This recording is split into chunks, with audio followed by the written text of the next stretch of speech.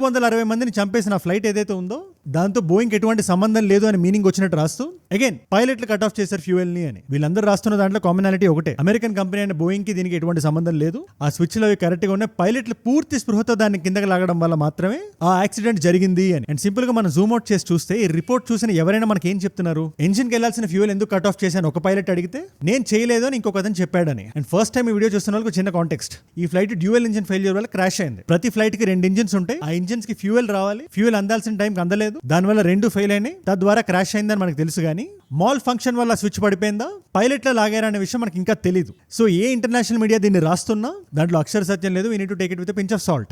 ఈ preliminary report ఏదైతే మనకి బయటకు వచ్చిందో దాంట్లో వాళ్ళు ఎంతవరకు రెస్పాన్సిబుల్ గా రాశారు, ఎన్ని ఎర్రర్స్ ఉన్నాయి, అదంతా చెప్పే పరియో వీడియో కాదు. నేను అందులోకి వెళ్ళదలుచుకోవట్లేదు. I want to wait till the final report. కానీ దీన్ని ఆధారంగా చేసుకొని మన భారతదేశం మీద ఇంటర్నేషనల్ మీడియా అంతా ఏదైతే నెరేటివ్ వార్ఫేర్ చేస్తుందో దాని గురించి మాత్రం మనం మాట్లాడదాం. మీరు ఒక్క విషయం గుర్తుపెట్టుకోండి, ఎవరైనా వచ్చి మన మీద వేలెత్తి చూపించారంటే వాళ్ళకి అక్కడ బిజినెస్ ఇంట్రెస్ట్ ఉంది.